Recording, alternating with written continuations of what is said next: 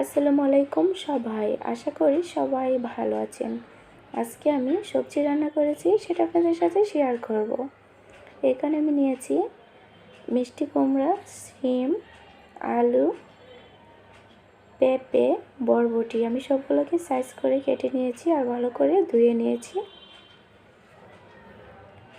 এখন আমি একটা পাতিলে সবগুলোকে দিয়ে দিচ্ছি সবজিগুলোকে। আপনারা চাইলে মিষ্টি কুমড়াটা পরেও দিতে পারেন, তো আমি এখন সবগুলোকে একসাথে দিয়ে দিচ্ছি। সব সবজি দেওয়া শেষ। এখন আমি মশলা দিব, 2টা তেজপাতা, 2টা দারুচিনি, 3 পিস এলাচি, পেঁয়াজ কুচি,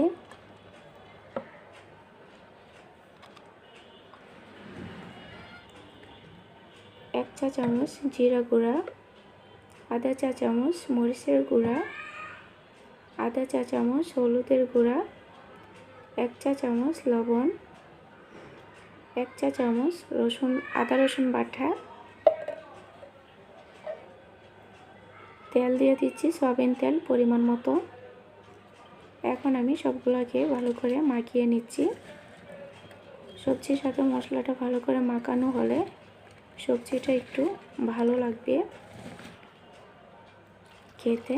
এখন আমি পানি দিয়ে দিচ্ছি পরিমাণ মতো, বেশি পানি দেব না, সবজি থেকে পানি বের হবে।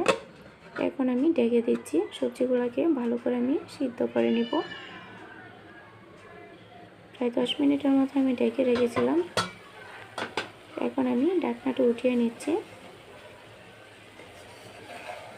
নেড়ে দিচ্ছি সবজিগুলোকে।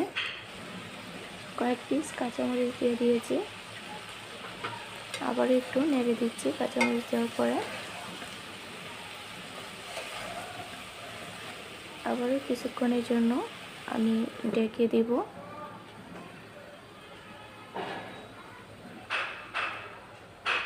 ঢাকনাটা আমি উঠিয়ে নিচ্ছি। অলরেডি আমার সিদ্ধ করা হয়ে গিয়েছে, পানিটাও শুকিয়ে গিয়েছে। এখন আমি সাইড করে রেখে দিব। এখন আমি একটা কড়াইয়ে সয়াবিন তেল দিয়ে দিচ্ছি পরিমাণ মতো, 1 চা চামচ পাঁচফোড়ন দিয়ে দিচ্ছি। আমার সর্দি লেগেছে, কণ্ঠটা ভিন্ন রকম হয়ে গিয়েছে, আশা করি কেউ কিছু মাইন্ড করবেন না। একটা দারচিনি, একটা এলাচি দিয়ে দিয়েছি, আর রসুন কুচি দিয়ে দিয়েছি, পেঁয়াজ কুচি দিয়ে দিচ্ছি। এখন আমি পেঁয়াজটাকে একটু বাদামি করে ভেজে নেব। অলরেডি ভাজা হয়ে গিয়েছে। এখন আমি সবজির উপরে যে পেঁয়াজটা আমি ভেজে রেখেছিলাম মশলাগুলো দিয়ে দিচ্ছি। আপু এবং ভাইয়ারা, যদি ভিডিওটি ভালো লেগে থাকে অবশ্যই চ্যানেলটি সাবস্ক্রাইব করবেন, পাশে থাকা বেল আইকনে প্রেস করবেন। আর সবজিটাকে আমি এখন নেড়ে দিচ্ছি। দেখেন অনেকটা সুন্দর হয়েছে। এখন আমি পরিবেশন করব। কীরকম হয়েছে ভিডিওটি, রান্নাটি কীরকম হয়েছে অবশ্যই কমেন্ট করে জানাবেন। সাবস্ক্রাইব করতে ভুলবেন না।